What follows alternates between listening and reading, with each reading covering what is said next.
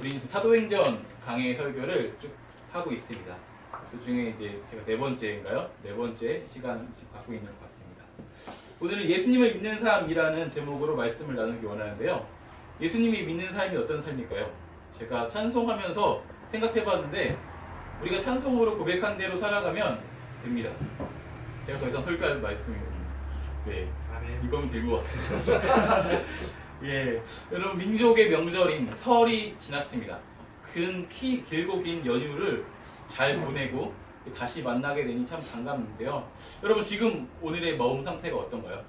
명절 증후군에 휘달리고 계시는지 아니면 긴 연휴 그 끝에 다시 한번 일을 시작하니까 몸이 뭔가 찌뿌둥하고 일을 하면 안 될 것 같고 이런 마음을 지금 갖고 있는 지금 연휴 증후군에 시달리고 있는지 저도 좀 이 중에 있는 것 같아요. 쉬고 싶었을 거예요. 제가 쉬고 싶거든요. 네. 그럼에도 불구하고 이 시간 함께 수요 예배에 나오는 여러분 정말 대단하신 것 같습니다. 우리 옆 사람에게 이렇게 한번 인사해 볼게요. 대단하십니다. 대단하십니다. 여러분 명절 어떻게 즐거우셨나요? 경제가 어려워서 그런지 시국이 좀 이제 불안해서 그런지 명절이 다가오는데 분위기가 예전 같지 않습니다. 뭔가 명절은 명절인데 제가 어린 시절에 겪었던 그런 명절과 조금 분위기가 어느샌가 많이 달라져 있어요. 여러분이 어릴 때 경험했던 그 분위기가 어땠나요? 저는 일주일 전부터 이제 부모님과 함께 이제 설빔을 사기 위해서 새 옷을 사기 위해서 이제 백화점 쇼핑도 해보고 새 옷을 입고 온 가족이 모여서 또 만두도 빚었던 일들도 있었고 그리고 뭐 그날 저녁에는 작은 내기와 함께 윷놀이를 함께 곁들였던 그런 기억들이 있습니다. 근데 올해는 개인적으로 참 너무 조용하게 지나갔어요. 집에서 라면만 먹은 것 같아요. 네. 저는 교회에서 딱 한 번 먹어봤어요. 네, 그렇게 명절이구나 그렇게 깨달았습니다. 그럼에도 오랜만에 가족과 친척이 만나는 이런 즐거운 명절, 행복한 날이었기를 바랍니다. 오늘 우리가 함께 읽은 이 말씀도 명절에 일어난 일이에요. 유대인의 절기였던 오순절, 다른 말로는 맥추절, 칠칠절이라고 부르는 명절에 베드로가 증언하고 있는 거죠. 설교하고 있는 것입니다. 우리의 기억을 잠시 되살리기 위해서 우리가 앞서서 나누었던 이야기를 잠깐 되짚어 보도록 하겠습니다. 오순절에 성령님이 강림하셨습니다. 그 사건을 경험한 사람들이 각 언어로 하나님의 큰 일을 말하기 시작했습니다. 이 하나님의 큰 일을 말하는 것들을 본 사람들이 수군거리기 시작했습니다. 당황하고 놀랐습니다. 그리고 조롱하였습니다. 이 사람들 술 취한 거 아니야? 이렇게 얘기하기 시작했습니다. 그때 이제 베드로가 설교를 시작한 것이죠. 시간을 봐라. 아직 아침 9시다. 술에 취한 것이 아니라 당신들이 지금 보고 있는 것은 하나님께서 선지자 요엘을 통해서 우리 가운데 예언하신 일들이 우리 가운데 성취되고 있는 것이다. 말씀하신 것처럼 성령님이 오신 것이다. 이렇게 증언한 것입니다. 그 뒤에 이어지는 설교가 오늘 우리가 함께 읽은 말씀의 내용입니다. 이스라엘 사람들아 이 말을 들으라. 오늘 이 베드로의 증언에는 한 가지 갈등이 숨어져 있습니다. 그 갈등은 오순절 성령의 강림을 경험했던 사람들, 성령님이 오심을 기다렸던 사람들과 오순절 절기를 지키기 위해 예루살렘으로 모여든 사람들과의 갈등입니다. 베드로가 말하고 있는 이 이스라엘 사람들아 이 말을 들어라 할 때 이스라엘 사람들은 유대인이겠죠. 그리고 오순절을 지키기 위해서 지금 예루살렘으로 모여든 경건한 사람들입니다. 이 오순절에 모인 사람들은 6월절에도 어김없이 절기를 지키기 위해 예루살렘으로 모였을 사람들입니다. 다시 말하면 6월절 어린 양으로 십자가에 달리신 예수님의 그 죽음을 목도한 사람들이 바로 오늘 말씀의 이스라엘 사람들입니다. 그 중에 몇 사람은 아마도 예수님을 죽이는데 앞장선 사람들일 수도 있습니다. 하지만 본인은 그렇게 생각했을 것입니다. 이 예수님과는 무관하게 나는 지금 유대인으로서 절기를 지키고 있는 경건한 유대인이야. 하나님의 선택받은 백성이야. 이런 정체성을 가지고 있었을 것입니다. 이 유대인이라면 한 가지 기다리고 소망하는 것이 있습니다. 그것은 바로 메시아입니다. 메시아가 와서 이스라엘 나라를 회복시키기를 한 마음으로 간절하게 기다리는 사람들입니다. 이 유대인들이 기다리고 있던 메시아는 그 옛날 위대한 왕, 역사상 가장 위대한 왕, 바로 다윗과 같은 그런 모습의 메시아였습니다. 하지만 실제로 오신 메시아는 우리가 아는 바와 같이 예수님이셨습니다. 그래서 예수님을 따르던 사람들이 아닌 오늘 절기를 지키기 위해 예루살렘으로 모여든 유대인들은 아직도 메시아를 기다리고 있습니다. 그래서 오늘 갈등은 실제적으로 메시아를 기다리는 사람들과 예수님이 메시아임을 믿는 사람들 사이에 갈등이 되는 것입니다. 이 베드로의 설교, 이것이 참 재미있습니다. 예수님께서 메시아입니다 라는 이 고백의 설교가 바리새인이나 사두개인, 제사장이나 서기관, 랍비와 같은 당시에 덕망 높은 사람들이 우리가 십자가에 못 박은 예수가 메시아였습니다 라고 인정하는 어떤 시국선언 같은 것이 아닙니다. 어부 출신의 베드로가 나사렛 예수를 메시아라고, 너희가 죽였지만 하나님께서 다시 살리신 그 예수님이 바로 메시아야, 이렇게 외치고 있는 것입니다. 이 메시지를 들은 메시아를 기다리고 있던 사람들의 마음은 어땠을까요? 무시하고 싶었을 것입니다. 정말 술 취한 사람의 술주정으로 이렇게 인정하고 넘겨버리고 싶었을 것입니다. 몇 대에 걸쳐서 간절히 바라고 기도하고 기다렸던 메시아입니다.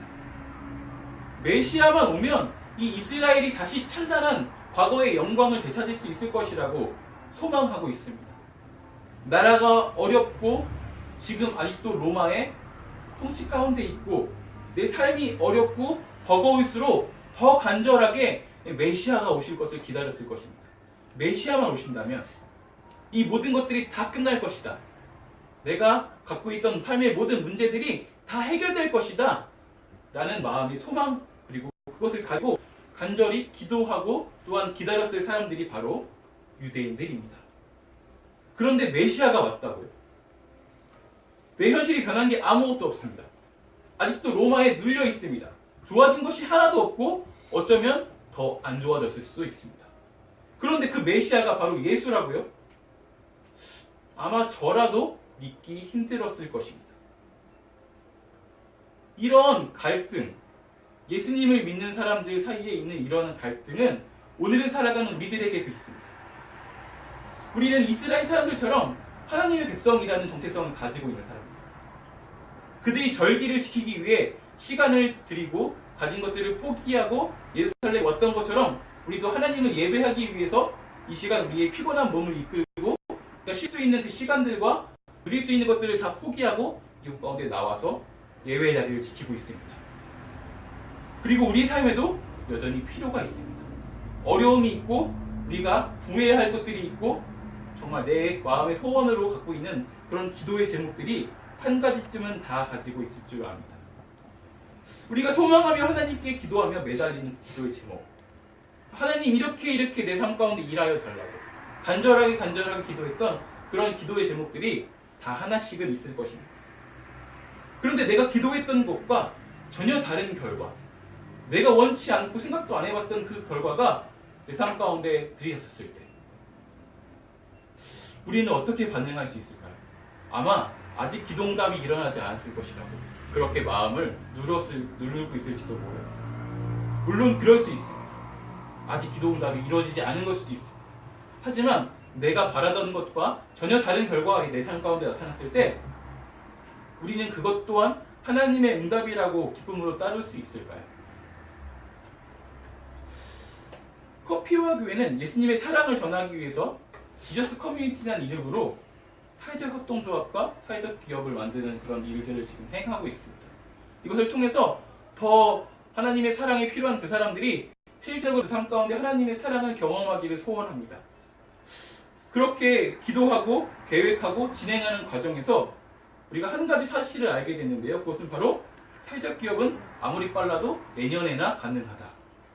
제가 이 이야기를 들었을 때 하나님이 인도하심이 따로 있겠지, 내가 지금까지 이만큼 했지만 내가 할 수 없는 큰 일을 하나님께서 하실 것이야 라는 그런 마음의 기대감이 있었던 것이 아니고요. 뭐지? 아니 어떻게 해야 되지? 이런 마음이 먼저 들었습니다. 물론 지금의 저만 그런 것이 아니라 과거의 제 삶을 돌아보아도 대부분 저는 제가 기도했던 것, 소명했던 것과 다른 결과들이 제 삶 가운데 있을 때 이것을 회피하려고 노력했던 것 같습니다. 제가 이미 몇몇 분들에게 이야기 드렸었는데 저는 재수를 했어요. 아시는 분은 다 아시죠? 저는 수시로 대학에 합격했고요. 하지만 등록금 납부 일자를 맞추지 못해가지고 원치 않는 재수를 하게 된 사람 중에 하나입니다. 그래서 저는 언제나 이야기합니다. 대입에서 가장 중요한 것은 등록금을 제때 내는 거라고 이렇게 얘기했어요. 저는 고3 때 저녁마다 대학 입시를 가지고 하나님께 나서 기도를 했습니다. 당시 제가 다니고 있던 교회는 매 저녁마다 기도회가 있었던 교회였기 때문에 시간이 날 때마다 그 교회의 기도회에 참석해서 말씀도 듣고 같이 기도하고 제 개인적인 기도 제목도 또한 기도하고 이렇게 집에 돌아가고 했습니다. 그렇게 매일매일 기도에 열심히 되고 정말 원하는 결과가 나타났나 보다 라고 이렇게 해서 마음을 완주하고 있을 때 대학 가서 이렇게 놀아야지 돈을 벌어야겠다 이렇게 열심히 알바를 하고 있을 때 갑자기 원치 않는 소식이 제게 닥쳐온 것이죠. 미안하지만 이제 추가 합격자를 발표해서 당신은 우리 학교에 등록할 수 없습니다. 마음에 되게 망연자실해졌습니다. 저 그때 제가 그래도 이때까지 기도한 게 있는데 하나님께서 뭐 다른 길을 예비하실 거야 라고 전혀 그런 생각하지 않았고요. 그냥 되게 창피했어요. 그래서 다른 나라로 도망가고 싶었습니다. 그래서 제가 아마 그때 재수를 하는 것이 아니라 중국으로 대학을 가는 것을 선택했다면 아마 지금 여러분들 앞에는 없었을 것입니다. 심지어 하나님을 원망하기도 했습니다. 원망하고 더 이상 원망한 게 없을 때까지 원망했어요. 제가 그런 사람입니다. 여러분들은 어떤가요? 원치 않는 기도와 전혀 다른 결과가 일어났을 때 그것들에 어떻게 반응하고 있나요? 오늘 말씀에서의 갈등도 우리 개인적인 갈등으로 비춰본다면 이런 우리 신앙 가운데 드러날 수 있는 갈등입니다. 오늘 말씀에 이스라엘 사람들 안에 있던 그 갈등은 베드로의 증언, 베드로의 설교를 통해서 해소가 됩니다. 예수님에 대한 바른 증언을 통해서 그들이 가지고 있던 그 예수님에 대한 인식이 전환된 것입니다.